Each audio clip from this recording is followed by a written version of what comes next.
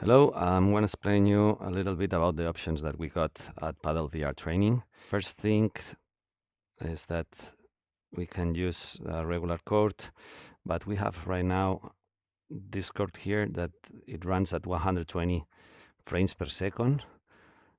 This means that the physics are gonna work a little bit better, but also if you want, we got this option here, the pass-through, that it's also work at 120 frames per second. This is great if you are on a court because you can see your environment, and this is something really good. Okay, to move from the menus, what we need to do is go here. Here we have all the training options. And here we have the settings. Another important thing, if you are using the paddle racket adapter for Quest 3, is this option here. Remember that the controller, it's really complicated to control your power, so we strongly recommend to use the racket. And here you have also the pass-through options. If you are on a court and you don't want to use the portal, you can work with the other options of the pass-through. Okay, options that we got at the training. We got the lessons with Pablo Crossetti. The lessons we got the full lessons with the theory and real-time corrections and everything. And here we have the shadow mode. The shadow mode is Para comenzar a seguir al entrenador fantasma, da un paso adelante y colócate en su posición imitando su postura. We have to replicate the movement of the shadow. We have also vuelve a la posición del entrenador fantasma para continuar. I can see if I'm doing it correctly or not here. Ha seguido correctamente el movimiento del we can see our Bien legs hecho. and we can check everything. So it's something interesting. Vuelve a la posición del entrenador. About the lesson, we got the theory. Hola amigos, en la lección de hoy empezaremos con la derecha del fondo, uno de los golpes más básicos del pádel. And we can go for the next practice lesson. And here we will have the real-time corrections. And what I can do is to stop the game, go to information, and here I have all the corrections that I have available. Recordemos utilizar la mano no dominante para señalar la pelota. All the pelota. corrections that are available, and here I have an explanation of what is every correction, and if I want, I can deactivate one of them. Recupera la posición inicial antes del golpeo. Okay, I can read it here also. So I haven't started at the waiting position. Remember to rotate your shoulders. And remember to pick up the paddle after the stroke. So maybe one of them are not correctly adjusted, so you can disconnect. You can deactivate the one that you don't want. If you feel that one of them it's not working properly, you can deactivate it. Here I have the mental training.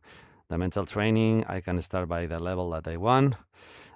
This is made to golpear las bolas de colores en su área correspondiente. Keep the focus and concentration. Evita golpear las bolas que no corresponden al color de las zonas. It's also checking your Conforme vayas progresando, la dificultad irá aumentando y aparecerán nuevas distracciones, pero siempre debe mantener la concentración y continuar enviando las bolas a la zona con el color correspondiente. What I'm doing is with the trigger of the left controller, with the trigger button, when the ball is not purple or it's not green, I'm stopping it and it's gonna count my reaction time.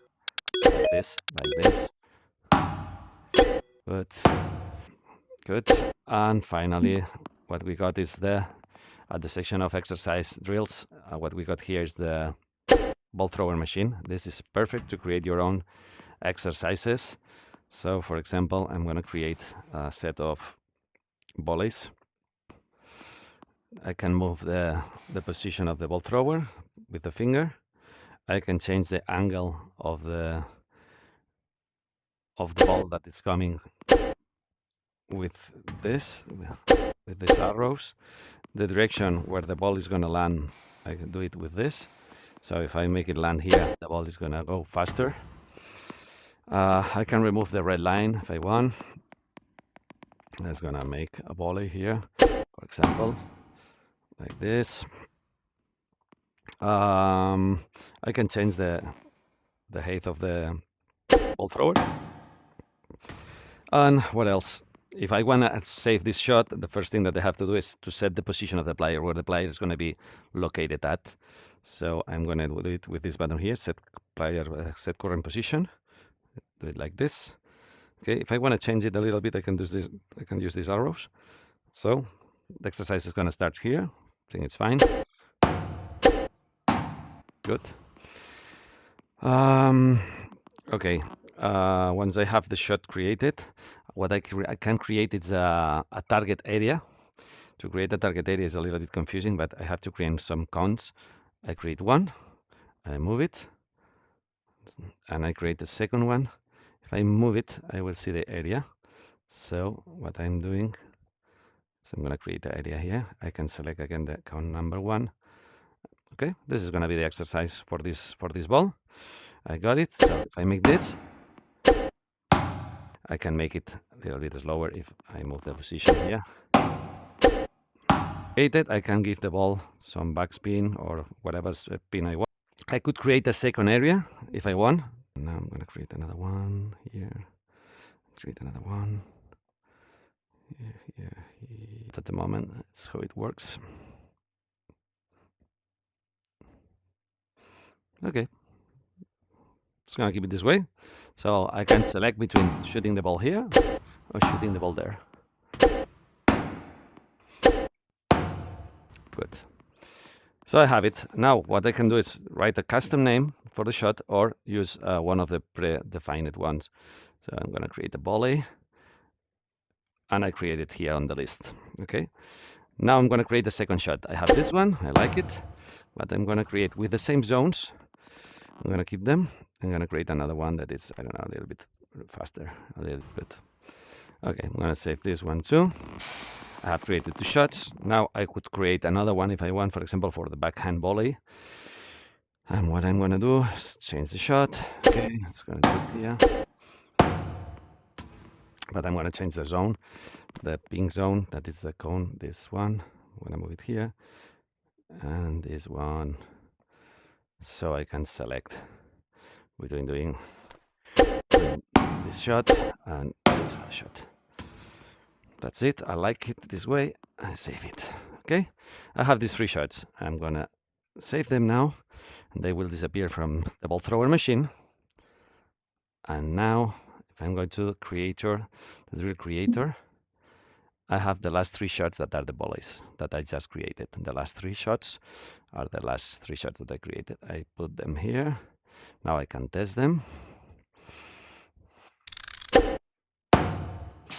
Okay. I can select which shot I want to do. Another options that I have when I create the drill here, I can set them as a volleys exercise, and I can set it as test volley.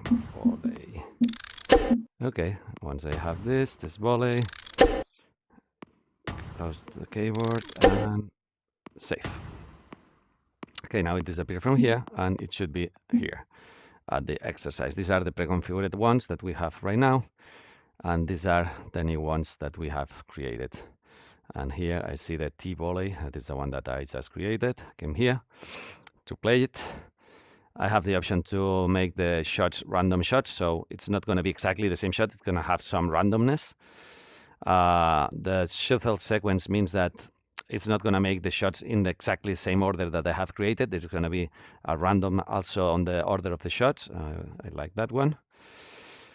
And this is the time between the shots. I think it's fine like it is. I'm going to try it. Good. Good. How it works. So once we have that, and the interesting thing is that we go back to lessons and we go to statistics. I have the statistics of the drills. If we want to check what we have made here, we have statistics.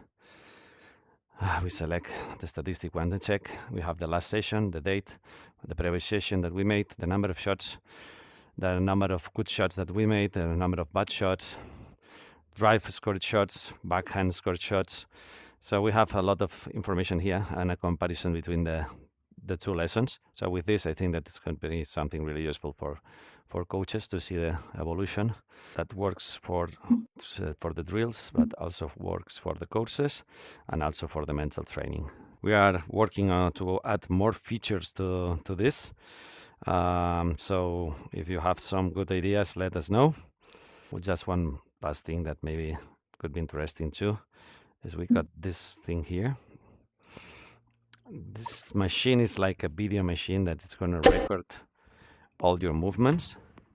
Okay, and I record what I'm doing.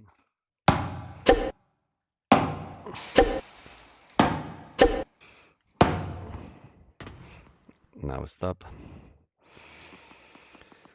And I play. What it does, it's record what I'm doing.